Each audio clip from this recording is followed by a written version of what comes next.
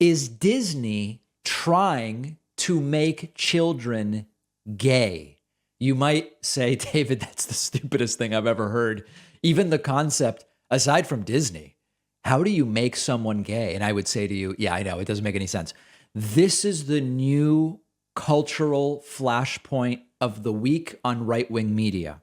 Fox Business and others are, I guess, trying to start moral panic by arguing that a recent leaked video from an internal Disney conference call of sorts, meeting of sorts, is evidence that Disney is actively trying to make kids gay or LGBTQ. Fox Business with the report, Disney exposed leaked videos show officials. You have to do the Alex Jones voice when you read something like this. Leaked videos show officials pushing LGBT agenda, saying DeSantis wants to erase gay kids. Charlie Kirk, right-wing individual.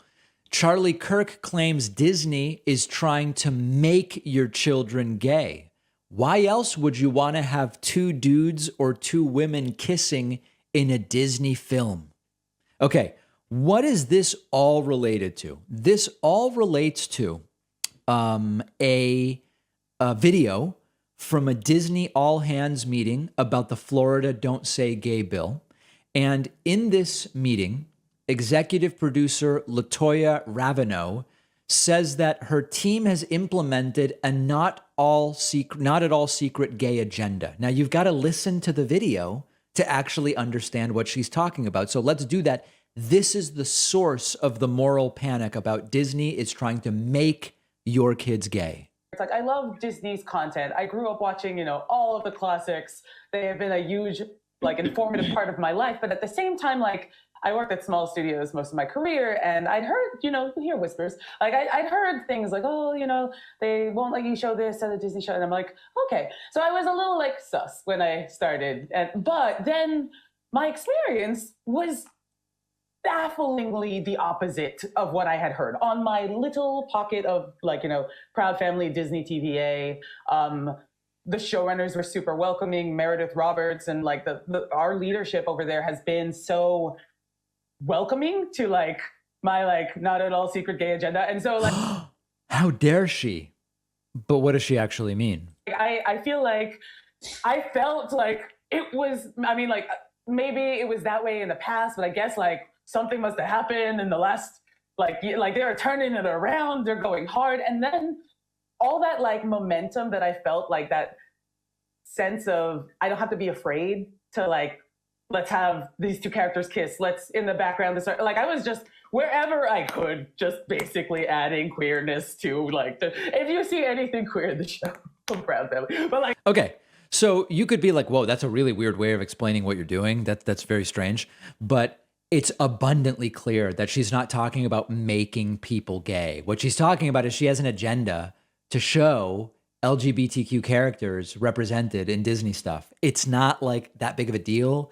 Even many sort of centrist companies recognize that, hey, in commercials maybe or wherever, in the same way that at one point it became very en vogue to show interracial couples or just non-white parents in commercials. We 10, 12 years ago, that was a big thing. The same thing is now being done to be more representative when it comes to content on Disney. And the idea that this is them trying to make kids gay is just the latest version of moral panic. Here's the Charlie Kirk clip. Listen to how he interprets this. I know I keep resorting back to it, but Christopher Caldwell really depicted the danger of having out of control liberation movements that are not anchored in legitimate grievance. Christopher Caldwell in the book Age of Entitlement warned us that the trajectory that we are on is the very groups that allegedly want liberation will soon become the tyrants themselves. In fact, it will happen almost immediately, almost overnight.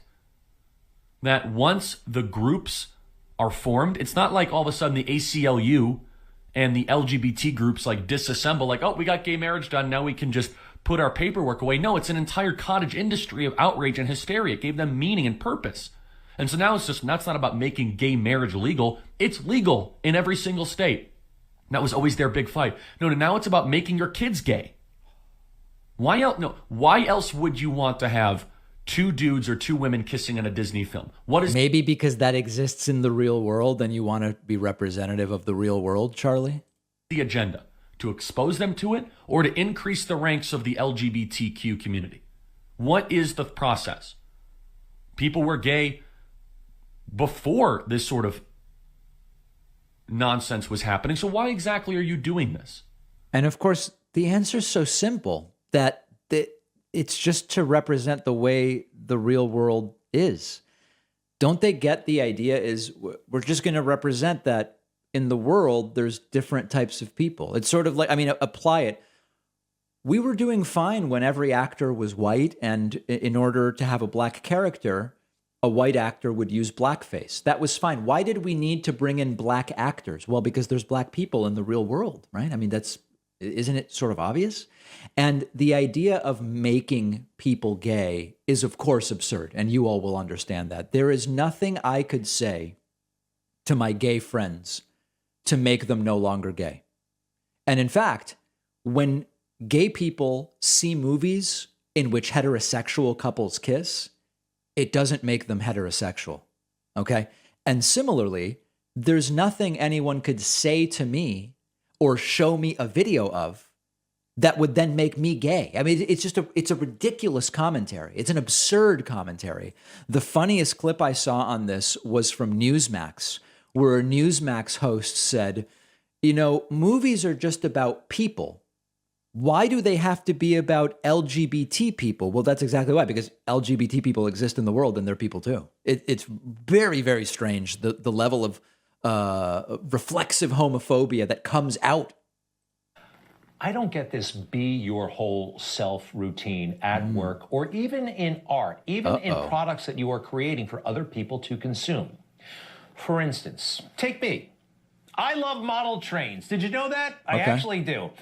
These guys, they've got a great train set. I've admired it. I've helped. I love trains. I love them. I don't talk about it on TV because it's a pretty niche hobby and not a lot of people are into it, all right? Especially at my age. Being gay isn't a hobby, by the way. I don't know. I mean, this is really crazy. That's my thing. I'll do it on my time, and I'm not going to bother you about it. Fair? You get it? I think that's a pretty good analogy. This is sick. It's not a good analogy. It's not a good analogy. Then there's this.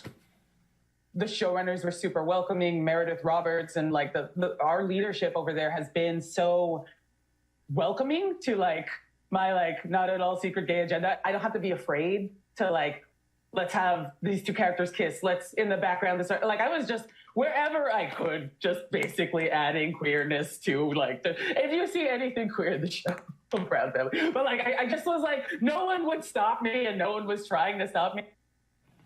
Just have fun with your not-so-secret gay agenda and queerness and putting it in movies and cartoons. And where has it been so far?